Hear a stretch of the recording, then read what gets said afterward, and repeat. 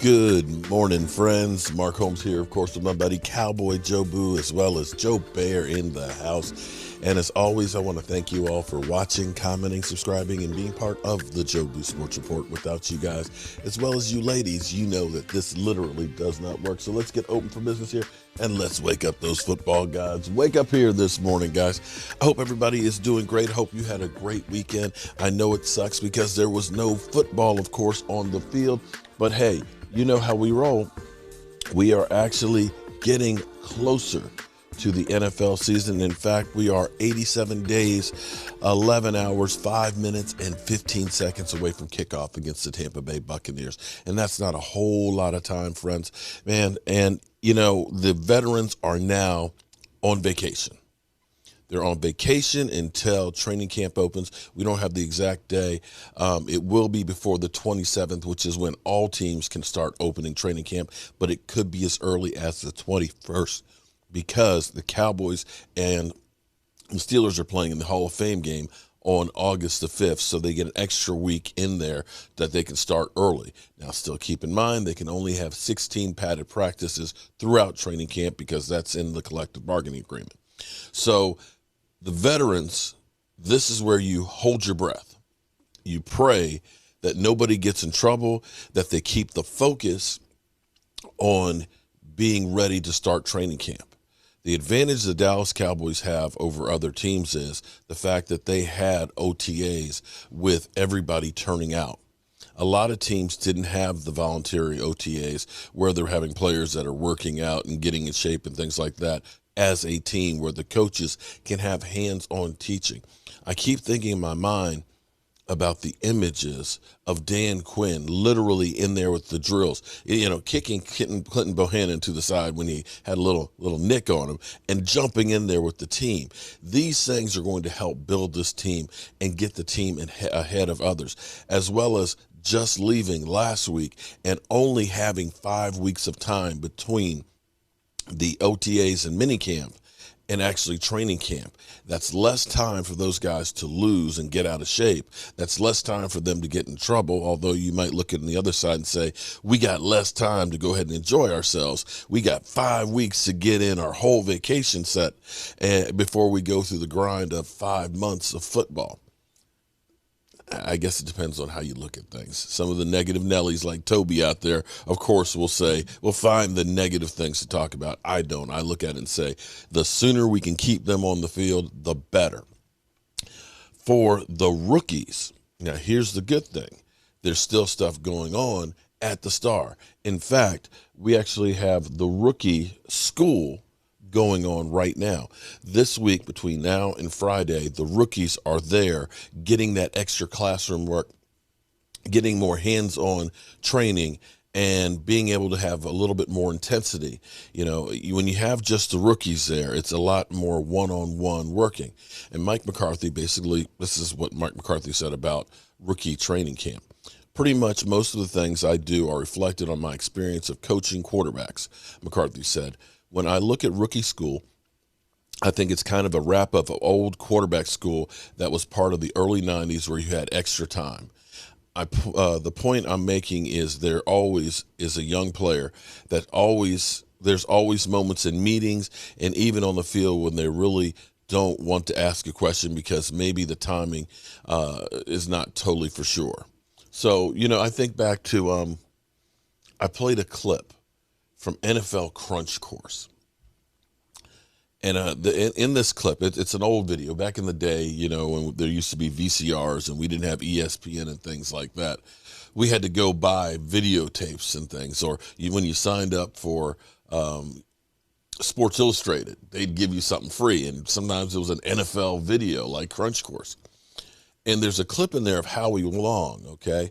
And Howie Long talks about when he got to the Raiders, you know, they didn't ask me to lift any weights. They didn't ask me to, you know, they didn't get in my head and ask me a million questions. They said, you're here to rush the quarterback, and that's it. And he said he's in there in the classroom and film session, and they start calling out a play. And he said he's looking around at this and looking around at that and thinking, am I the only one who doesn't get this? And he was the only one that wasn't getting this. So this is a chance for, instead of those rookies being embarrassed because everybody else might get it and they're ashamed that they don't know it, this is a chance to go through and to make sure that these guys have it. Because in football, as we all know, you can have 10 guys do the right assignment. One guy has the wrong assignment, the play's going to fail. The play will fail. It can kill you in a game. One mistake can be the difference between winning and losing. And for a guy like Noshawn Wright, who, when the Cowboys drafted him, people kind of raised their eyebrows, third round, 99th pick, into the third round. When you look at him, he's 6'4", 183 pounds. He's kind of skinny, tall, got the length the Cowboys like, but he doesn't have a whole lot of meat on his bones.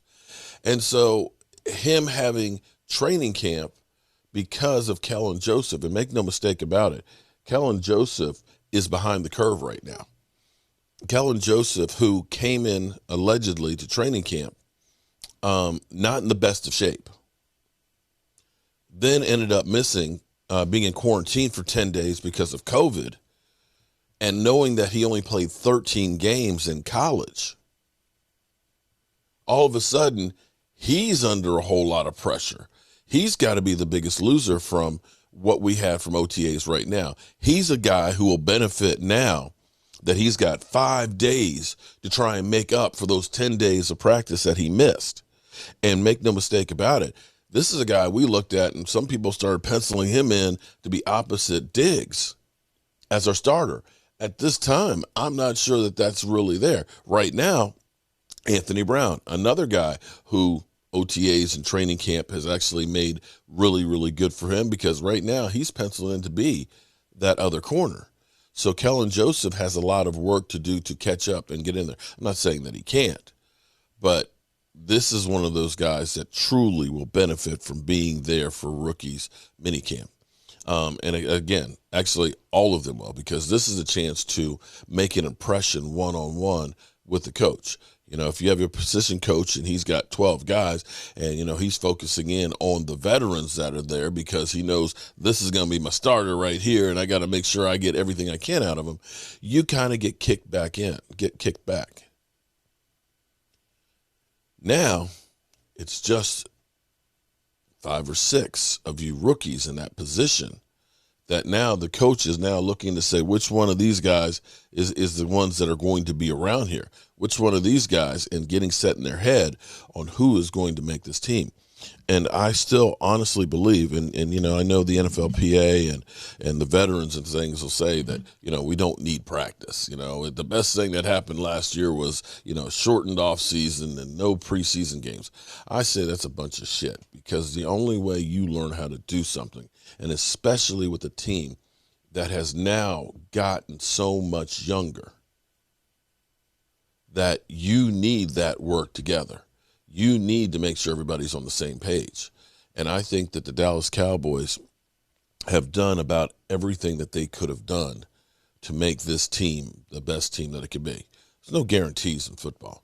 You can have the right players and things, but an injury here and an injury there can be all the difference. You can have a bad call here and there.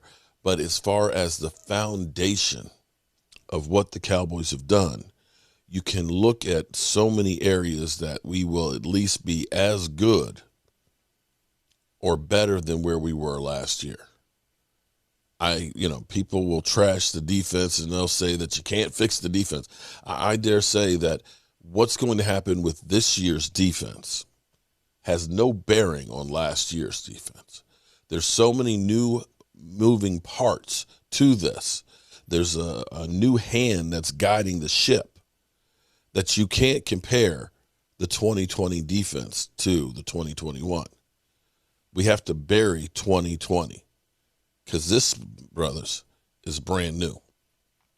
All right, y'all. I've got work to do in the workshop there. I've got more of those racks and things to get done.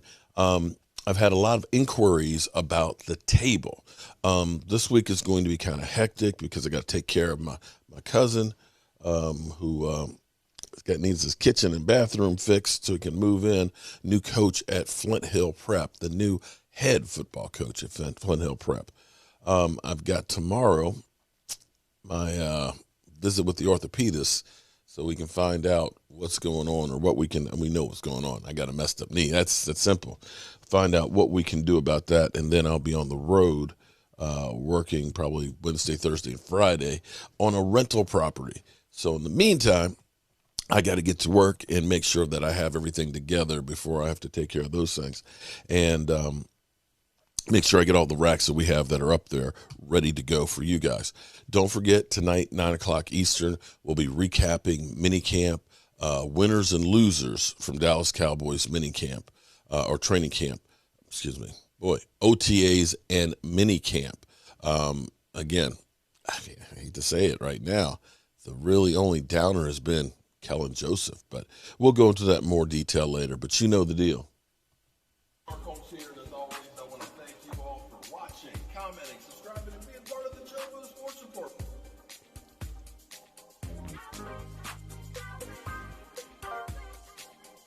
You did one hell of a job, and the only thing else I got to say is, how about them Cowboys?